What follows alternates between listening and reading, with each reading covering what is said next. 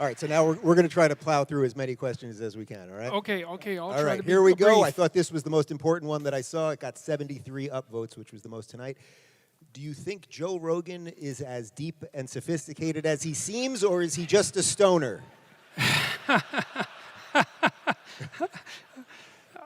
I've been in a room with lots of smart people where Joe was in the same room, and it wasn't obvious that he wasn't the smartest person in the room. So, you know, he's one of those characters he's not a formal intellectual, but often really smart people who have taught themselves, you know, and sort of come up in the world through their own devices, have an original intelligence that's not so obvious among, say, the more classically university educated, the more cookie cutter. And Joe is he's a remarkable guy. I mean, you think he's tough as a boot. That's the first thing. He's a fighter. That takes a lot of bravery. He's damn funny, like pro-level funny. His net and often viciously funny. The thing he did on the Kardashians, that was just, man, I just couldn't believe that he would go that far. It was just, my jaw just kept opening more and more as he became more and more of, like he was this like, what gargoyle on a bedpost, right? Whispering in Jenner's ear. Yeah, God, very politically incorrect, very funny. And he's very brave, and he knows that there's a lot of things he doesn't know, so he's got a really intelligent humility, so he'll ask intelligent questions, and you know, so he's been successful at like 5 things. So he's certainly not just a stoner, that's for sure. I got lots of respect for him. The quick follow-up on that, obviously, is will the two of us smoke a blunt on stage? Do you have one? I'm sure it could be arranged. No, probably that wouldn't be. I think it's still illegal here, isn't it? Yes, it is. Yes, it is. One guy said no. It's not illegal in Canada, I'll tell you. We just made it legal. And now everyone is stoned all the time, especially in the winter when you should be stoned. Do your best Aussie accent saying, "Good day, mate." No way. I'm not doing that. No way. No, I can't do jokes on command. It makes me turn red and then I sweat. And I have this rule that I don't say things that make me turn red and sweat. So, which I'm doing now. They went funny, this group. Who would win in a cage fight between a serotonin-filled lobster and a petted house cat? And a what house cat? A petted. You know, a petted you're petting house cats cat all the time. Well, it would depend on the size of the lobster. Right? I mean, equal weight. I'd bet on the lobster. Equal weight, I'd bet on the lobster. If it was a 60-pound lobster, there'd be no competition. One snip, that'd be that. But equal weight, the lobster would win. I like how he can give a scientific answer to even that. Especially underwater.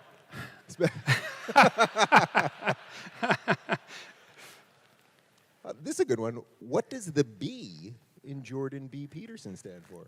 It stands for Barent. And it's a Norwegian name. And it means bear.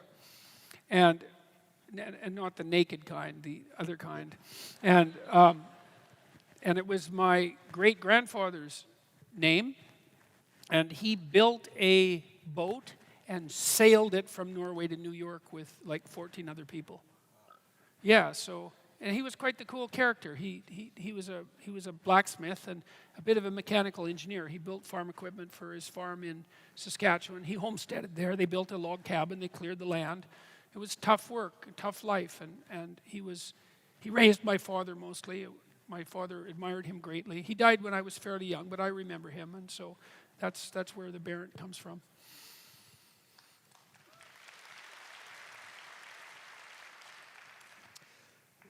You're stuck on an island, and you can only bring 3 things. What are they? Well, a powerboat with a lot of gas. Peterson! 3 things. Well, an axe, like obviously. You definitely need an axe. A knife, that would be good. Knife, axe, flint. That'd be good. Hey, isn't it the Australian guy? I might be wrong about this, but there's this YouTube show I watch about this guy who goes out in the outback, like with nothing. He just wears shorts and he goes out there and like builds little cities. You know, what's it called? Yeah, that's right. I mean, I think that guy's absolutely unbelievable, you know? It's so fun to watch him. It's like, well, I've got some shorts. Then he goes out and he gets a stick and a rock and he makes an axe and then he cuts down a bunch of trees, small trees, and he makes a house and then he builds a floor and then he builds a heated floor, which is really quite cool. And then he builds a water wheel and it's amazing. It's amazing to watch him. But I'd still go for the axe. I'd like the axe and the knife and the flint. And I think I could maybe not die instantly if I had those 3 things. Well, I'm going to read this one just because it's like, man, they've got like, you know, the most influential public intellectual we've got, and this was the question they came up with. I just have to read it. I guess I'd bring my wife too, but I don't think that would make her very happy. Just imagine I was having my wishes, you know. I'm on the island, a genie shows up, you get 3 wishes. Axe, poof. Knife, poof. Wife, poof. It's like, what the hell did you bring me to this island for? I don't think that'd be good. All right, well, wait till this one. Who is your pick to win the WWE Universal Championship at WrestleMania this year? Seth Rollins or will Brock Lesnar retain? It's Brock. It's Brock for sure. It's Brock. I have no idea who Brock is, by the way. The name sounds right. All right, let's shift gears a little bit. How many upvotes did that question get? That one got 12. 12. It's So like 12. That's really what 12 of you wanted to know. You don't want to know how many you're asking what kind of underwear you wear. All right, I'll tell you what kind of underwear I'm wearing. All right. I've never done this before. All right. You're going to do it now. But it's funny. My wife bought me underwear with moose on them. And so I have to tell you that because that's a Canadian thing, like underwear. Not underwear.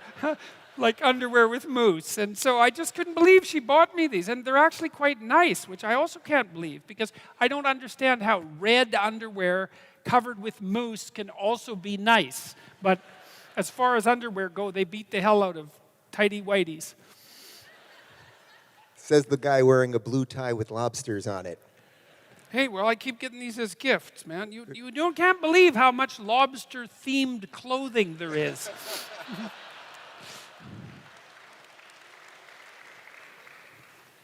All right, let's shift gears a little bit. Has the sudden rise to fame overinflated your ego? And if so, how do you regulate it? Oh, I'm married.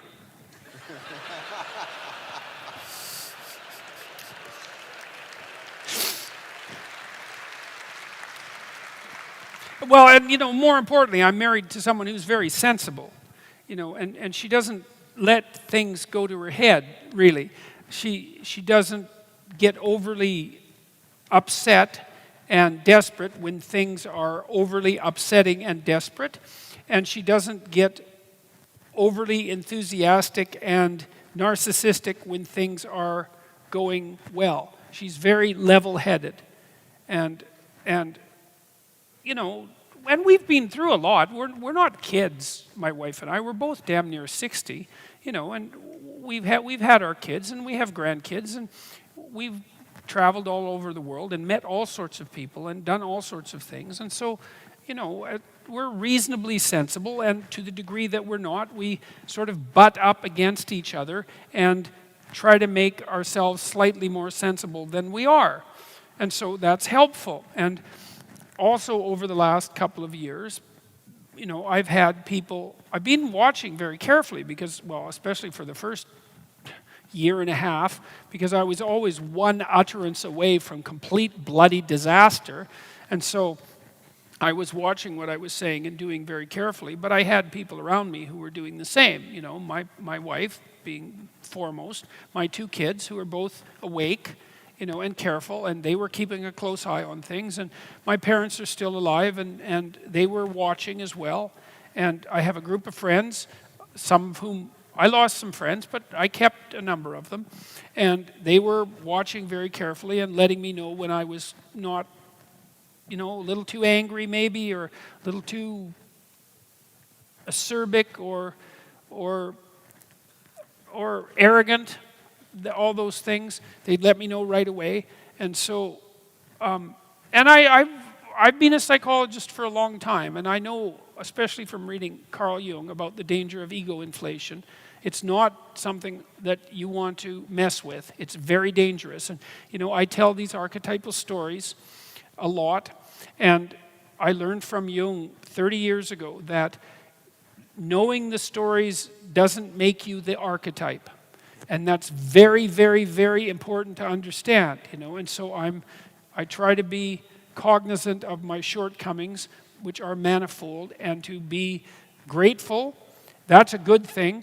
You know, like tonight, here you all are, and I'm really happy about that, pleased about that. And I would say grateful is a rough word to use, because it's been overused, you know. It's been used by people who it's been used to signal a virtue that is non-existent often. But I am grateful for this, because it's so unlikely, you know, that there's 5,500 of us here sitting together in peace and tranquility and harmony, trying to think hard about what we should be doing in our lives and how we can make ourselves better in a non-naive and non, what would you call it?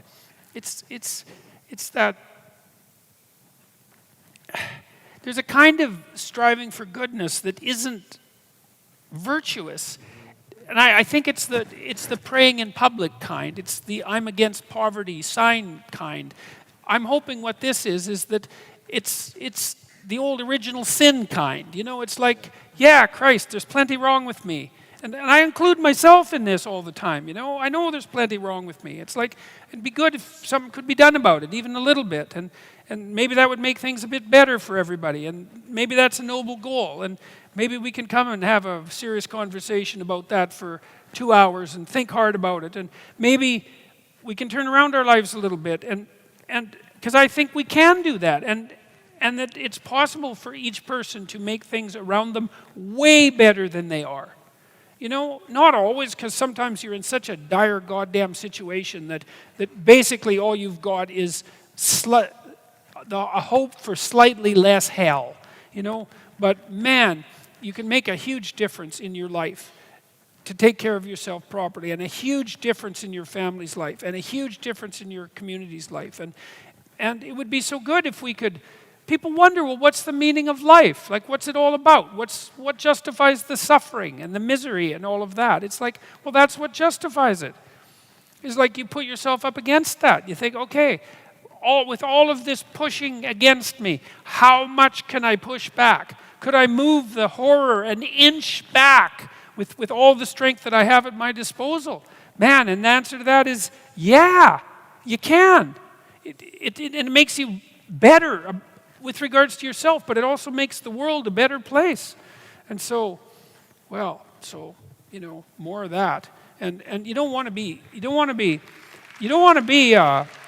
narcissistic or egotistic about that, because it just gets in the way, you know. And one of the things I learned from Solzhenitsyn, this was an unbelievably useful, man. This is a pronoun thing. About 30 years ago, I came across this website that had been produced by this guy who was a paranoid schizophrenic. And he was an aerospace engineer in England, and he was no fool. He's a real genius. He put together a really interesting site. And he had this delusion, he had developed this delusion that he was the center of the world. And he had this really complicated explanation, because he lived in the geographic center of England, and he thought of England as the center of the word that had spread around the world. And he lived right in the middle of the town that was in the geographic center. And so his schizophrenic fantasy had put him at the center of the world, the center. And he'd made a very elaborate webpage about all of this. So I was thinking about that, the center of the world. I was also reading Solzhenitsyn at the same time, and Solzhenitsyn said, that the world is constituted, and this is one of the fundamental axioms of Western civilization, is the world is constituted so that each person is a center of the world.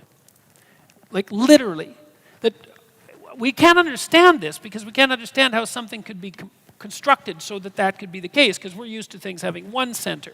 But the universe isn't like that. It has multiple centers. Every conscious being is a center, and a center of infinite scope in some sense, like bounded but infinite, which is also very difficult to understand. And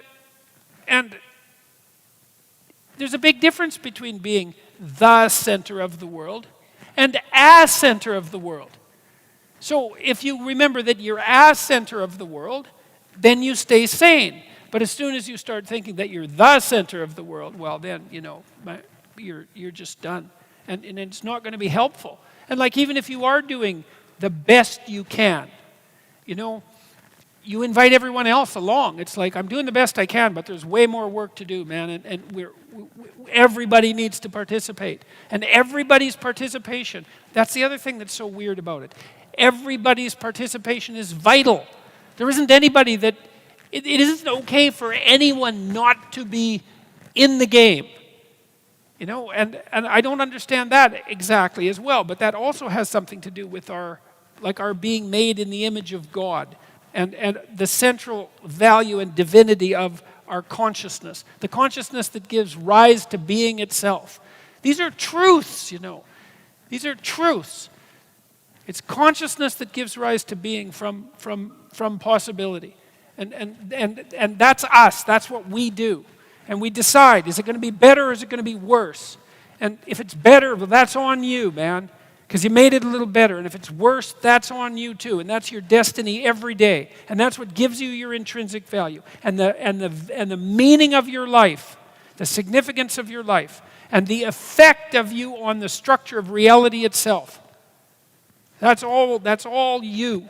And it's a miracle, and that is why I believe fully, that's why it says in Genesis that human beings are made in the image of God. And God is what extracts order from chaos, from potential. It's like, I don't think that can be said in any way that's more true than that. And it's a hell of a thing to contemplate. And especially when you think that you actually believe it, because you do believe that you have intrinsic value. Our whole legal system is predicated on the idea that you have intrinsic value. Even if you're a murderer, even if you're accused of something absolutely heinous, there's still something about you that has value outside of the dictates of the state. And you treat other people like that. If you're going to have a friendship with someone, or an intimate relationship, or love for a child or a parent, you treat them as if they have intrinsic and transcendent value. It's like, well, is it true or not? And if it's true, well, maybe it's an inexhaustible source from which you can draw. It's possible.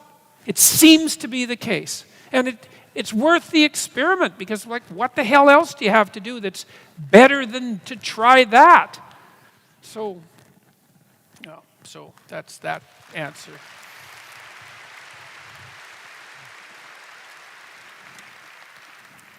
Well, here's a segue. Will you run for Prime Minister of Australia? People ask me that in different places. I've talked to lots of politicians, and I'm talking to more of them all the time. And I'm not interested in politics so much. I don't think I have the temperament for it, to tell you the truth, because I don't really think I could take the, it's sort of the vicious boxing. I have a reputation, I guess, of enjoying conflict, but I don't enjoy conflict. at all. It really bothers me, actually.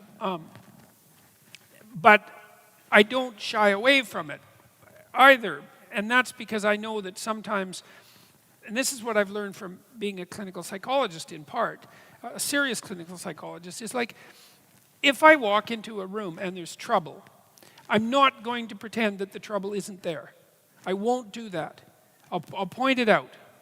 And so that kind of makes me annoying often. But I can't stand it if I can see it and everyone's pretending. You know, there's an elephant under the carpet and everyone is shifting in their chairs as the elephant moves and they're all smiling away stupidly as if everything's okay. It's like, I'm not doing that. I'm going to point it out. And I don't like that because if it's usually not an elephant either. It's usually some god-awful monster and it's been there for a long time and no one wants to admit to its existence. And so that makes for difficult conversations. But I don't enjoy them. But I know perfectly well that things that you hide grow. And I enjoy that a hell of a lot less. And so, anyways, I'm not interested in politics, I don't believe, because I don't think I have the temperament for it. But I am interested in aims. And I am interested in trying to figure out what we should be aiming at. Because we need a new story, you know, like we're all bloody petrified in one way or another and cynical about the possibility of multiple apocalypses because one isn't enough. And we don't have a counter story. It's like, okay, well, here's a bunch of ways that things could go to hell in a handbasket. It's like, well, what could we build instead? You know, who knows what we could do? We could irrigate all the world's deserts. You know, that might be a good thing to do. I mean, maybe we want some desert. We could keep some desert, but we could irrigate the damn deserts if we could get if we could become sophisticated enough with regards to our technological use of energy. It's not like we're going to run out of energy. It's like the universe is made out of energy and matter. We're not going to run out of it. You know, I mean, and we could make sure everybody had a high-quality education and that child mortality was cut to almost nothing and that we were taking full advantage of everyone's talents to the best of our ability. And like, I'm interested in establishing these aims. And I'm working on that with all sorts of people in Canada and the United States and to some degree in Australia and in other countries, trying to understand, well, we need a noble aim for Christ's sake. What the hell? We've got all this technological power and it's multiplying like mad. And all this wealth, it's like, what could we make the world into? Let's find out. What the hell? You know, we've got to stake our lives on something, and that's better than politics. That it's a better role for me. All right, so we got time for one more. What does a great day for Jordan Peterson look like? Well, there's a couple of kinds of great days, I would say. It's a great day if I have a chance to spend it with my wife and my kids. That's generally a great day. I get along very well with my kids, and I get along as well as anybody would want to with my wife. And so, well, and I say that specifically because, you know, if you're fortunate in your partner, you have someone to contend with, not someone that you just always get along with. You have someone that you're contending with. There's a story in the Abrahamic stories where it's Jacob becomes Israel, I believe. I'm hoping that's right. He's kind of a trickster and he causes all sorts of trouble. And at one point, when he's going back to reconcile himself with his estranged brother, he sends his family across the river and is laying on the banks alone, and an angel comes to wrestle with him. It's actually God, and they wrestle all night. And weirdly enough, Jacob wins, and God dislocates his hip because he's God. You know, he's not going to let you just walk away. So he dislocates his hip, and then he renames him Israel. And Israel means he who struggles with God. And that's something really worth knowing, man. You know, because what that means is that at the basis of our most profound stories is the notion that the founder of the holy state is the person who wrestles with God. And that doesn't mean believe in God, you know. That isn't what it means. It means contends. It's like this reality that confronts us is a rough and harsh place, right? It's not for the weak of heart. It's not for the faint of heart. It's for the person who wants to step forward and contend. And it turns out that if you're that person, you wrestle with God, which means that you try to defeat it. There's an attempt to attain victory, even over God, of all the strange things. And that's what makes you part of the holy state. It's like it's an unbelievable idea. And I think it's so realistic that you want something to contend with, you know. And if you have a good marriage, and maybe if you have good friendships for that matter, you have someone to contend with. And in my wife, I have someone to contend with. And it's the case with my children as well. Not to the same degree, because they're my children. But it's a good day when I have a chance to spend it with them. And then this is a good day, you know, which is why we keep doing this. You know, like, I think all the days we've done this have been good. Don't you think? Yeah, it's been incredible. It's been unbelievable, man. I mean, and I do mean literally unbelievable. Every night you think, wow, really, this is going to happen again? We're going to like bring 3,000 people together, and this is what we're going to talk about, and it's going to be serious, and we're going to like aim high and think critically and have a genuine discussion, and everyone's going to be like locked onto that. That's amazing. And so, yeah, these are good days, which is why we keep doing them. And so those are two kinds of good days, and I'm fortunate to have them with a fair degree of regularity. So.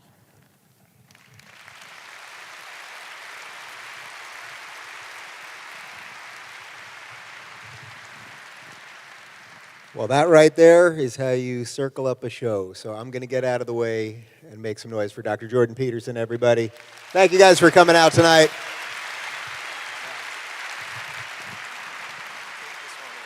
Thanks, Dave.